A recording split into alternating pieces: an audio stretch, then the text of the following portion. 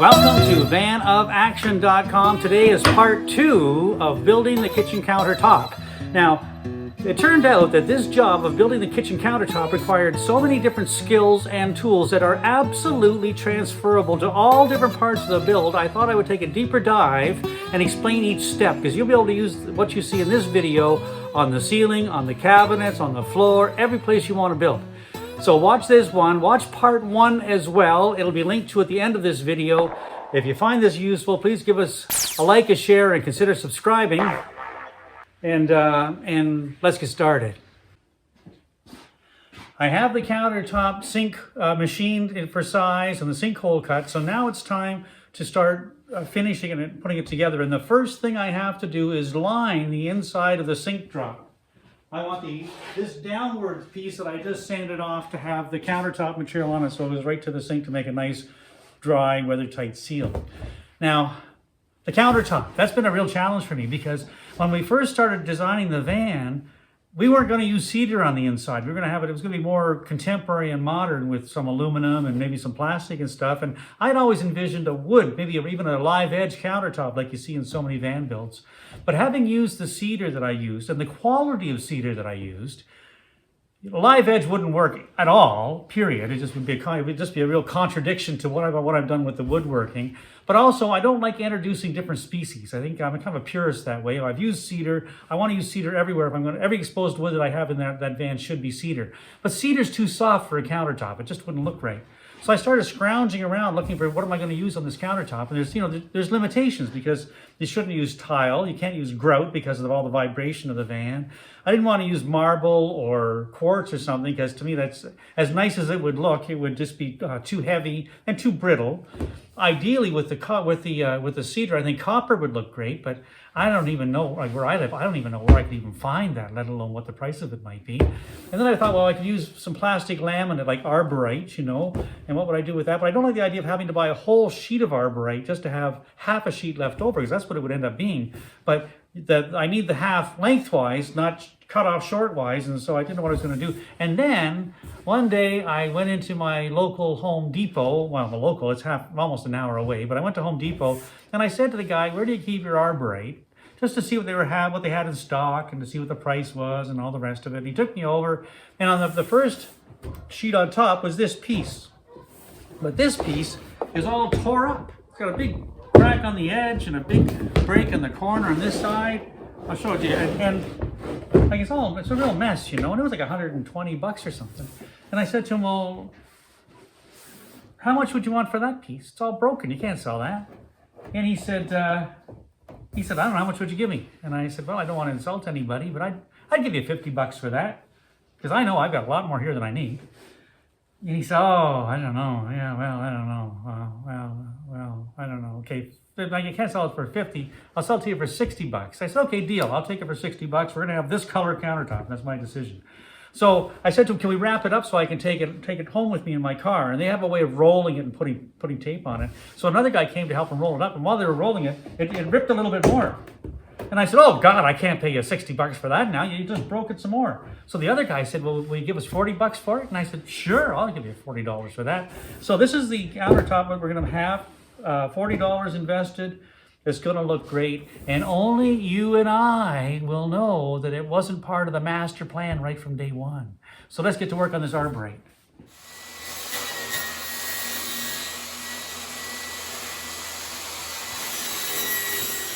I have the strip of arborite glued on as a liner for the drop to the sink. I'm not going to spend a lot of time explaining this, because this is something that probably most folks won't be doing. If you have any questions, leave them in the comments. I read everything. I'd love to help you if I can. Well, I'm almost ready for the countertop. I've got the splash made, and the top's just about done. I've got the plumbing pipes pulled in. I wanted to get these pipes pulled in before I put the top on, just because it would be an easier chore. I have to put the PEX connectors and things on, but I'm satisfied that I can get these pipes, and they'll run all the way to the back. I want them tucked up nice and neat, so that's possible now. And I have to apologize. I got a little carried away and forgot to turn the camera on. I had an issue with the first can of contact cement I was using on the countertop. I think it must have been COVID stock. It was obviously stale. You could tell by the way it was drying. It was getting all kind of clumpy, which is bad. So I had this on all glued once, and it was clear the glue wasn't right. So I had to sand it all off, clean it all off, and go and get another can of glue. And this other one has worked just fine. This isn't very hard to do. You put 2 layers of contact cement on the substrate, whatever the material you're gluing the plastic to, and 1 layer of glue on the plastic itself. Let them all dry off, bone dry, and then put them together. And I got a really good bond with this. Now I want to, well, here, I'll show you. The sink cutout worked out fine. I have the piece I have to fit in to cover that, which is going to be good. And rather than have the outside of the counter look like this, which is called self-edge, so you get plastic on the vertical face and plastic on the horizontal face. In this particular instance, I want to have exposed wood. So I'm going to now machine a very gentle profile. It's just going to be a chamfer, really, maybe a 1/4 of an inch exposed chamfer all the way around the edges to make it look nice. So now this is where you have to be careful when you're doing this kind of work. I'm going to be using my router right here with this router bit in it. And as that router bit spins, it's going to be dressing off the wood. And when it gets to the corner, this is where you really have to be careful because it could catch and break off this mitered corner. So we have to trick the router into thinking it's not to the corner yet. I'll show you how we're going to do that. So now here, what we've done is clamped another piece of wood. So when the router comes along, the corner is protected. This piece will hold the piece into a nice clean cut. It'll be great. It's a little extra work, and a lot of folks don't do this, but that's where you start to get the breakout on the corners. And if it breaks out, you're toast. So this is how this is done by the pros.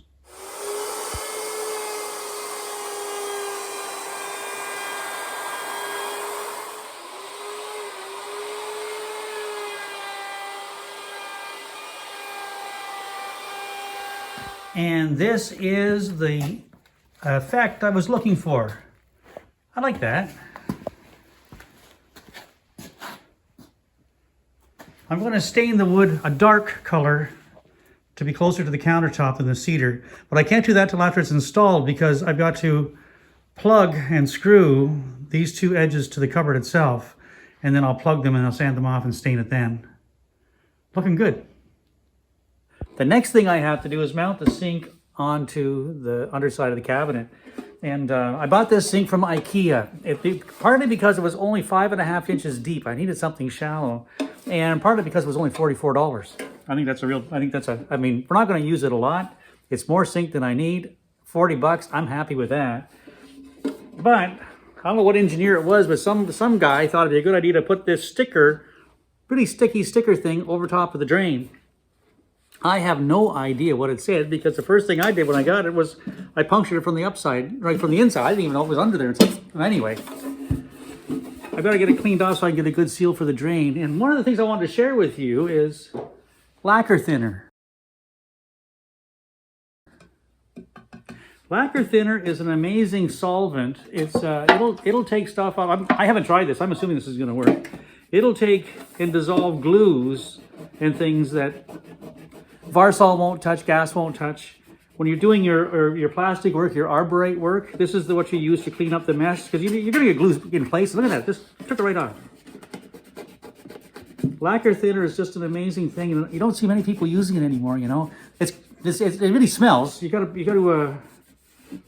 kill a couple of brain cells when you use it probably, but it's a great solvent for removing glue and things and making sure surfaces are really clean. I use the lacquer thinner just very carefully when on all the places where I have penetrations in the roof because I want to be sure that I got a really good. Look at that! Just while I'm talking to you, look how clean that is. Okay, now to fit it. Now I want to locate the sink under the cupboard, and this was a top-mounted sink that I purchased. I'm making it an undermount sink, so I'm going to show you how I'm doing that. And the first thing I've done is I have clamped my work to the bench because the last thing I want is to bump into this countertop and have it slip off my workbench and catch a corner or land on the cement and break something off. So my work is secured. And then at this end, I just cobbled together a bunch of stuff that would let me get the sink where I want it. So now I'm just going to wiggle this thing back and forth until I get it located, until I get the rim the way I want it, and then I'll mark it. And I think that's looking pretty good. I thought it might be stable enough just with the weight of the countertop, but it wasn't. So it was pivoting on something in there, so I've put a little clamp on it just to hold it still while I do my marking. And first thing I'm going to do is I'm going to take and scribe the inside. I don't know if this will work or not. And scribe the inside of the sink hole, because I'm going to put a little construction adhesive on that lip before I install it. And I want to know where not to put it. Number one. Now, the second thing I want to do is mark underneath. And I'm only going to mark the two sides and the back. And if I get under here and take a look, you'll see it really shouldn't be that tough, but there's a, I want to be very careful. I don't want to move it any, so it's going to be clumsy to be sure that I'm holding my pencil at exactly the right place. So what I'm going to do is, I have to set up the tripod for this. Just hang on a second. All right, here we go now. Again, I can't be sure that my pencil's not going to be moving around a little bit. And I want to be careful that I get this sink exactly where I got it marked to be. So this is what I'm going to do. I've made up little blocks. And I'm going to hold this block like so up against the side of the sink. And then I'm going to mark the back of the block, because I know I can do that very easily. I'm going to mark the two ends of the block, again, because I can do that with my eyes closed. I have these blocks in place now. I've used my hot melt glue gun because I don't have any screws the right size. This is when we have to start getting really paranoid, because whatever I put into this to screw it down with can't come through here too far, or it'll cause a dimple in the plastic on the other side. And I just don't have any screws that are the right size. So I've glued it down with hot melt glue, and that'll do the trick for me. Truthfully, once the sink's installed, I don't even need these pieces anymore. This is just a way to make sure that I'm doing it okay. And I wonder if you can see this. Can you see the pencil line? There it is. Pencil line worked out well. So I'm going to run a bead of construction adhesive on the outside and then put the sink in. Now here's a pro tip. This construction adhesive can get pretty thick and hard to work with, particularly if it's on a cooler day. So what I always do is I always put it on a heating pad. You know the kind of heating pad you get when you got a sore back? And just let it sit there for an hour or so before you want to use it. And that makes it softer and more pliable. And it's easier to get a decent, like a smaller bead.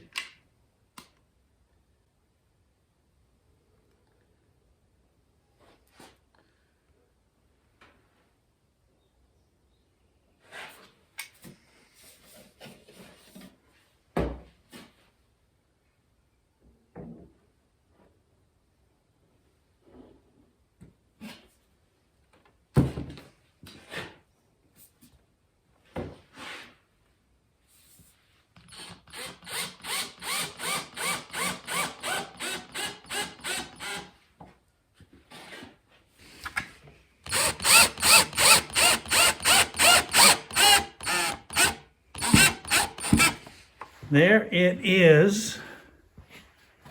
And I have a little bit of adhesive oozing out here, which is fine. Once that's dry, that'll peel off pretty easily. And I'm gonna run a bead of caulking around that seam anyway, so that's good. Just those two little places. Looks excellent. Wonder how it's gonna look in the van. Here we are. Looking pretty swanky. I like the look of that. Nice. Now the last thing I have to do is the splash across the back. I have it made up. I just have to figure out where I want to put it. And it's going to look, it'll finish off the counter nicely. So this black counter backsplash is going to slide right underneath the white wall panel here, and they're not going to touch. There's going to be about a 1/16 of an inch space between these two. I don't want them touching because it might cause a squeak as you go down the highway and they start to rattle and rub against each other. In the same way, if you recall, when we were scribing the countertop, we left lots of room along this wall. This piece does not touch that piece at all, so that it'll just be anchored to the cupboard below.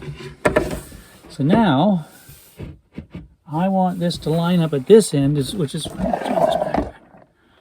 this end is the critical one. I want them to be almost flush. So I'm going to take my pencil and I'm going to put a fastener there.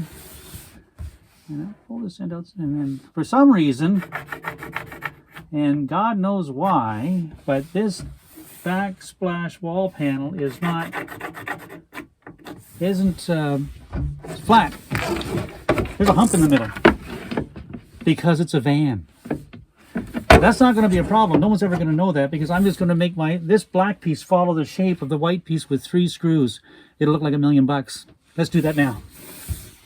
Now, I know what you're thinking. You're thinking, Dave, you marked a black countertop with a black pencil, which is exactly what I did.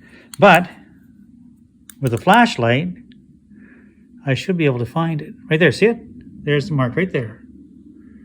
I just have to move this counter. Now that you've seen it, it's easier to find. See that? Now, what I'm going to do is I'm going to clamp this in place. Now, once again, the way to make your work look really professional is to take the time to hold things where you want them to be. I've got this clamped exactly where I want it to be now. I'm going to turn it over. I'm going to pre-drill it and screw it together, and I won't have to look to make sure it's in the right place. I'm holding it where I want it to be, and now I'm going to fix it there. Now, there's something I want to show you before we put this in. This backsplash, look, it's almost flush here, which is good. Here, it's overhanging. And down at this end, look at the counter comes in behind it. Who knows why? This van, like all vans, is so crooked.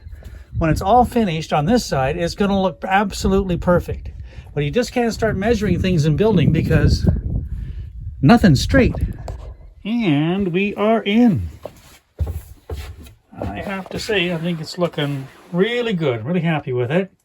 Now I'm going to screw it down from behind, like I'll back screw it from under the cupboard to hold it in place. And then I'll just make up this cover plate. And there you go, one countertop complete start to finish. Be sure to watch part 1 so you don't miss that. And give us a like, a share, and a subscribe. And just stop that. And please, thanks for stopping in. Be sure to come back.